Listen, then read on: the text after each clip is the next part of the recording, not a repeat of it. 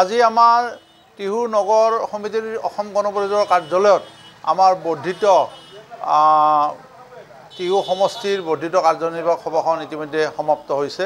আজিৰ সভাত যথেষ্টখিনি আমাৰ প্ৰতিখন আঞ্চলিকৰ পৰা অৰ্থাৎ আমাৰ 22খন আঞ্চলিক টিহু বিধান পৰিষদত এই 22খন আঞ্চলিকৰ পৰা প্ৰতিনিধি আহি আমাৰ উপস্থিত হৈছে আৰু প্ৰতিনিধিসকলৰ এটাই মতামত যে আগন্তুক পঞ্চায়ত নিৰ্বাচনত আমি প্ৰতিখন আঞ্চলিকৰ পৰাই আমি ইতিমধ্যে আমাৰ প্ৰাৰ্থী আমি নিৰ্বাচিত কৰি বা আমি বাছনি কৰি ৰখাৰ আজি সিদ্ধান্ত লোৱা হয়।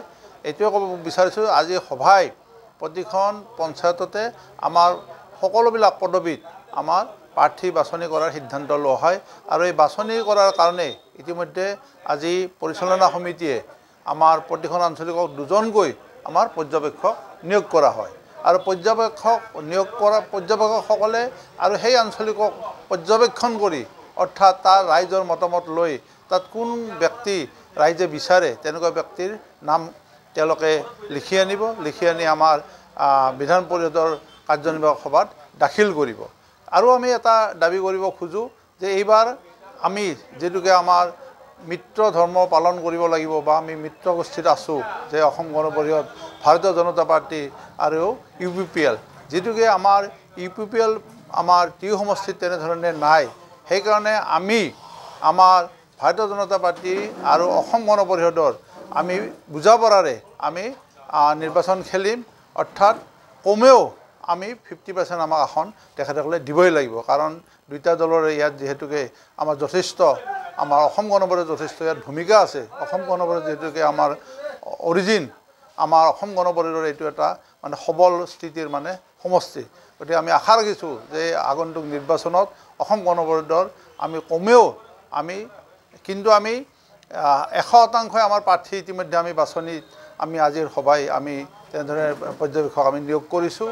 গতিকে 100%ৰ পৰা আমাৰ আলোচনা মৰ্মে ভাৰতীয় জনতা পাৰ্টিৰ আলোচনা মৰ্মে আমি 50% আমি ঠাইত বা পঞ্চায়তত আমি আমাৰ প্ৰাৰ্থী আমি দিম বুলি আজি আমি সৰ্বসন্মত সিদ্ধান্ত গ্ৰহণ কৰিছোঁ। ধন্যবাদ, নমস্কাৰ। সিদ্ধান্ত ল'লোঁ কাৰ্যনিৰ্বাহকে যে আমি প্ৰায়বিলাক ঠাইতে মিত্ৰতা যদি নামানে প্ৰায়বিলাক ঠাইতে বা প্ৰায় পঞ্চায়ততে আমি প্ৰতিযোগী দিম, তাৰমানে কেণ্ডিডেট দিম বিচাৰোঁ। কিন্তু যদি নাৰাখে তেতিয়া আমিওতো প্ৰতিনিধি দিব লাগিব। আমিওতো এটা ৰাজনৈতিক দল, আমাৰ হেৰিটো আমি ৰাখিব লাগিব নহয়, মৰ্যাদাটো। মিত্ৰতা হ'লে ক'ত দিম সেইটো সময়তহে হ'ব, আজিতে কেনেকৈ ক'ব। আমি কৰিম, নিশ্চয় কৰিম। এইখন যে আমাৰ আজি বৰ্ধিত কাৰ্যনিৰ্বাহক সভাত কেইটামান প্ৰস্তাৱ সিদ্ধান্ত হৈছে। বিশেষকৈ পঞ্চায়ত আগন্তুক নিৰ্বাচনৰ ক্ষেত্ৰত আমি দলীয়ভাৱে প্ৰাৰ্থিত্ব বাছনি কৰাৰ কৰ্তৃত্ব দিয়া হৈছে, আমাৰ পৰ্যবেক্ষক নিয়োগ কৰা হৈছে আৰু তেওঁলোকে চব আঞ্চলিকৰ পৰা আজি 10জনকৈ একোখন পঞ্চায়তত মেম্বাৰ থাকিব বা আঞ্চলিক সদস্য থাকিব। জিলা পৰিষদ টিহুত 4টা আছে, 4টাৰ ক্ষেত্ৰতো তেওঁলোকে আলোচনা কৰি প্ৰাৰ্থীৰ তালিকা যুগুতাই সমষ্টিক দাখিল কৰিব আৰু আমি যদি মিত্ৰ হয় তেতিয়া ভাল কথা, সেইটো আমি বিচাৰোঁ। মিত্ৰ একপক্ষ নহয়। গতিকে আমাৰ BJPয়ে যদি মিত্ৰতাত আহে তেতিয়া আমাৰ নেতৃত্বৰ লগত আলোচনা কৰি আমি এই প্ৰাৰ্থী যি তালিকা আমি ঠিক কৰিম তাত হয়তো সালসলনি হ'ব পাৰে। যদি কোনটো দিয়ে আমি আজি ক'ব নোৱাৰোঁ, তথাপিও আমাৰ দাবী থাকিব। কিন্তু আজিৰ ক্ষেত্ৰত আমি নিজাববীয়াকৈ হ'লেও প্ৰাৰ্থিত্ব তালিকা প্ৰস্তুত কৰাৰ কাৰণে আমি আগন্তুক নিৰ্বাচনত প্ৰস্তুতি চলোৱাৰ কাৰণে আমাৰ সিদ্ধান্ত হৈছে।